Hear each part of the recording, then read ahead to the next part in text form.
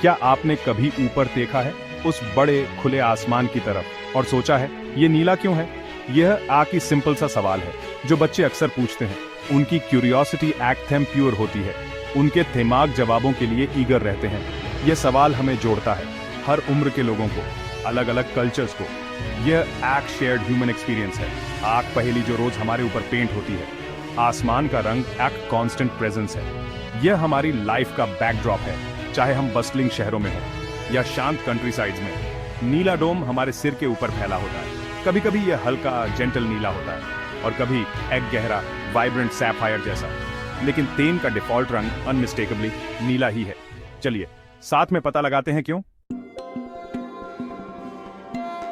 सबसे पहले हमें लाइट को समझना होगा। ये लाइट आखिर है क्या? ये एनर्जी का एक फॉर्म है। ये इनक्रेडिबली फास्ट ट्रैवल करती है। यूनिवर्स में किसी भी चीज से ज्यादा तेज लाइट वेव्स में चलती है। जैसे तालाब में रिपल्स होती हैं, लेकिन बहुत बहुत ज्यादा तेज। और ये वेव्स स्पेस के वैक्यूम से भी ट्रैवल कर सकती है। ऐसे ही सनलाइट हम तक पहुंचती है, हमारे स्टार सन से 93 मिलियन माइल्स दूर से।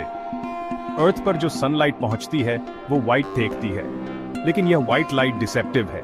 यह सिर्फ एक सिंगल चीज नहीं है, यह एक मिक्सचर है, बहुत सारे डिफरेंट कलर्स का कंपोजिट। उस सिंपल सी देखने वाली व्हाइट लाइट में एक पूरा स्पेक्ट्रम छिपा होता है, कलर्स का एक रेनबो जो रिवील होने का इंतजार कर रहा हो। तूफान के बाद रेनबो के बारे में सोचिए, या ग्लास प्रिज्म से गुजरती हुई लाइट के बारे में। आप क्या देखते हैं?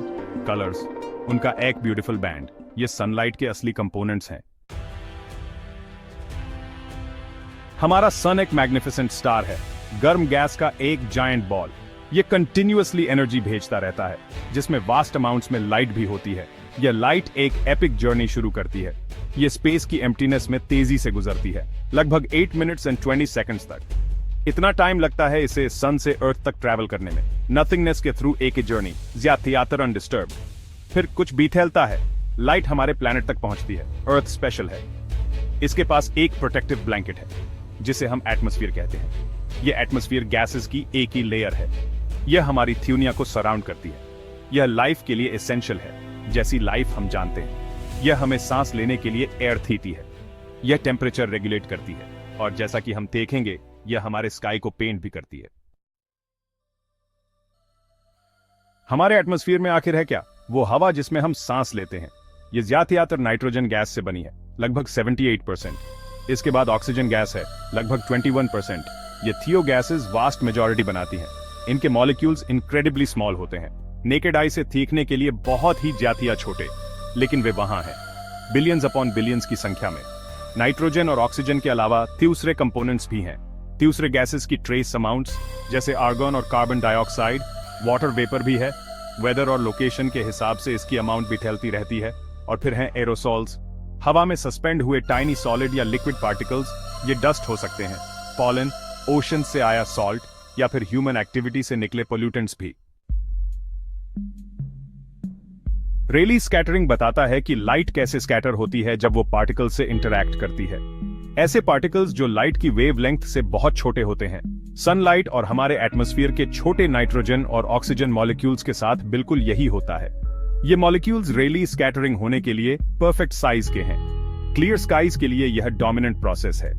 रेली स्कैटरिंग का सबसे इंपॉर्टेंट रूल यह है, यह लाइट की वेवलेंथ पर हाईली डिपेंडेंट होता है। लाइट की शॉर्टर वेवलेंथ्स लॉन्गर वेवलेंथ्स के मुकाबले ज्यादा स्ट्रांगली स्कैटर होती हैं। कितना ज्यादा? स्कैटरिंग इंटेंसिटी वेवलेंथ की 4th पावर के इनवर्सली प्रोपोर्शनल होती है। यह बहुत बड़ा डिफरेंस है। वेवलेंथ में थोड़ा सा चेंज भी स्कैटरिंग में बड़ा चेंज लाता है। इसका मतलब है कि शॉर्टर वेवलेंथ्स वाले कलर्स ज्यादा स्कैटर होते हैं। पजल का यह क्रूशल पीस है। रेली स्कैटरिंग हमें कुछ वाइटल बताता है। शॉर्टर वेवलेंथ्स ज्यादा स्कैटर होती है। इसका मतलब है वायलेट लाइट सबसे ज्यादा स्कैटर होती है। उसके ठीक बाद ब्लू लाइट। ये कलर्स पूरे एटमॉस्फेयर में बाउंस करते रहते हैं, जैसे छोटे ब्लू और वायलेट फायरवर्क्स हों जो स्काई में हर तरफ जल रहे हों। यह स्कैटर्ड लाइट फिर हमारी आंखों तक पहुंचती है, हर डायरेक्शन से, सिर्फ सन से डायरेक्टली नहीं। इसीलिए स्काई नीला दिखाई देता है। आपके ऊपर के एयर मॉलिक्यूल्स सनलाइट को स्कैटर कर रहे हैं, और वे ब्लू लाइट को ज्यादा एफिशिएंटली स्कैटर कर रहे हैं, स्पेक्ट्रम के किसी भी दूसरे कलर से ज्यादा। लेकिन एक क्यूरियस सवाल उठता है, अगर वायलेट लाइट की वेवलेंथ ब्लू लाइट से भी शॉर्टर है, तो स्काई वायलेट क्यों नहीं है? ये बहुत अच्छा सवाल है। इसके कुछ रीजंस हैं। लेकिन स्काई हमेशा नीला नहीं होता। कभी कभी यह रंग बदलता है और यह बदलाव हमें मंत्रमुग्ध कर देता है। सनराइज के ब्रीथ टेकिंग कलर्स के बारे में सोचिए। जब सूरज क्षितिज से ऊपर उठता है तो आसमान में रंगों का एक अद्भुत नजारा होता है। या सनसेट के ग्लोरियस स्पेक्टिकल के बारे में, जब सूरज डूबता है तो आसमान में लाल, नारंगी और सुनहरे रंगों का एक अद्भुत मिश्रण होता है। स्काई रेड से चमक सकता है, ऑरेंजेस, येलोज, पिंक्स भी। ये रंगों का खेल हमें हर बार नया अनुभव देता है। ऐसा क्यों होता है? फिजिक्स तो सेम है, लेकिन फिर भी हर बार यह नजारा अलग होता है। रेली स्कैटरिंग अभी भी काम कर रही है। ये वही प्रक्रिया है जो दिन के समय आसमान को नीला बनाती है, लेकिन कंडीशंस बदल गई हैं। जैसे जैसे सूरज उगता और डूबता है, वातावरण की स्थिति बदलती रहती है। स्पेसिफिकली लाइट एटमॉस्फेयर में जो पैथ लेती है ये पथ बदलता है और इसके साथ ही रंग भी। सनराइज और सनसेट के टाइम सन होराइजन पर नीचे होता है। ये स्थिति रंगों के इस अद्भुत खेल का कारण बनती है। सन से आने वाली लाइट को बहुत ज्यादा लंबा डिस्टेंस ट्रैवल करना पड़ता है। ये लंबा सफर रंगों को बदल देता है अर्थ के एटमॉस्फेयर से होकर। ये यात्रा लाइट को कई बार स्कैटर करती है आपकी आंखों तक पहुंचने के लिए। ये स्कैटर की गई लाइट ही हमें रंगीन आसमान दिखाती है। उसके मुकाबले जब सन दोपहर में सिर के ठीक ऊपर होता है, उस समय लाइट का पथ छोटा होता है। इमेजिन कीजिए हवा की एक मोटी ब्लैंकेट। ये ब्लैंकेट लाइट को स्कैटर करने में मदद करती है। सनलाइट को इस थिकर लेयर को पेनिट्रेट करना पड़ता है। ये प्रक्रिया रंगों को और भी गहरा बनाती है। ये लॉन्गर पैथ हमारे देखे जाने वाले कलर्स पर ड्रामेटिक इफेक्ट डालता है। यह इफेक्ट हमें हर बार नया अनुभव देता है। जब सनलाइट इस एक्सटेंडेड एटमॉस्फेरिक पाथ से गुजरती है तो बहुत ज्यादा एयर होती है, ज्यादा मॉलिक्यूल्स, स्कैटरिंग के ज्यादा मौके। ये स्कैटरिंग ही रंगों का खेल बनाती है। शॉर्टर वेवलेंथ वाली ब्लू और वायलेट लाइट वो स्कैटर हो जाती है। ये स्कैटरिंग ही आसमान को रंगीन बनाती है और फिर रीस्कैटर्ड हो जाती है इतनी इफेक्टिवली। असल में ये प्रक्रिया रंगों को और भी गहरा बनाती है कि उसका ज्यादातर हिस्सा सन की तरफ आपकी डायरेक्ट लाइन ऑफ साइट से स्कैटर होकर दूर चला जाता है। ये स्कैटरिंग ही रंगों का खेल बनाती है। वह लाइट की बीम से डिस्पर्स हो जाता है। ये डिस्पर्शन ही आसमान को रंगीन बनाता है। हमारा नीला स्काई एक जाना पहचाना कंफर्ट है। यह हमें शांति और स्थिरता का एहसास दिलाता है। हमारे प्लैनेट का एक सिग्नेचर। यह ब्लू स्काई हमारे जीवन का एक अभिन्न हिस्सा है। लेकिन क्या हर प्लैनेट का स्काई नीला होता है? बिल्कुल नहीं। हर ग्रह का आकाश अलग होता है। स्काई का कलर कई फैक्टर्स पर डिपेंड करता है। उसके एटमॉस्फेयर का कंपोजिशन, उस एटमॉस्फेयर की डेंसिटी और भी कई चीजें, और उसके अंदर पार्टिकल्स का साइज और टाइप। ये सभी फैक्टर्स मिलकर स्काई का रंग निर्धारित करते हैं। इन इंग्रेडिएंट्स को बदल दीजिए और स्काई का कलर बदल जाएगा। यह एक फैसिनेटिंग प्रोसेस है। यूनिवर्स एक डाइवर्स जगह है। हर ग्रह का अपना यूनिक स्काई होता है।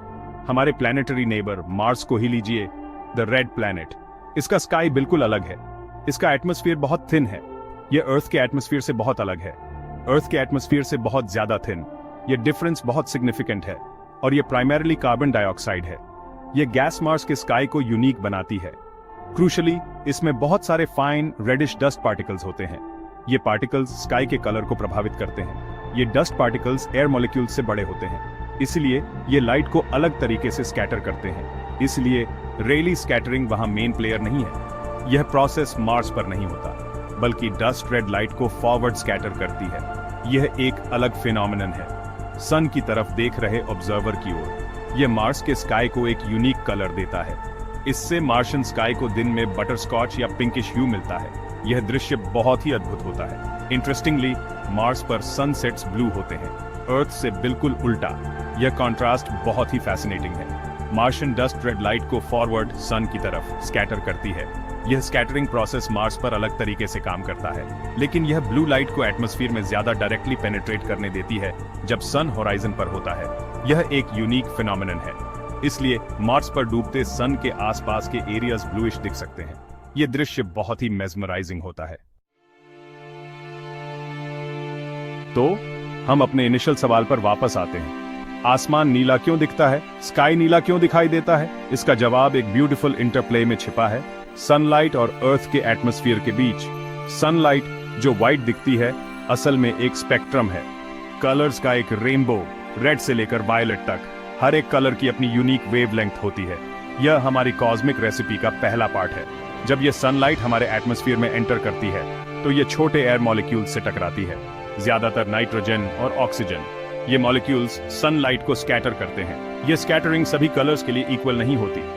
Thanks to Rayleigh scattering, shorter wavelengths बहुत ज्यादा स्कैटर होती है। ब्लू और वायलेट लाइट अपनी शॉर्ट वेव्स के साथ सभी डायरेक्शंस में स्कैटर हो जाती है, हमारे स्काई को अपनी लाइट से भर देती है। यही हमारे ब्लू डोम का एसेंस है।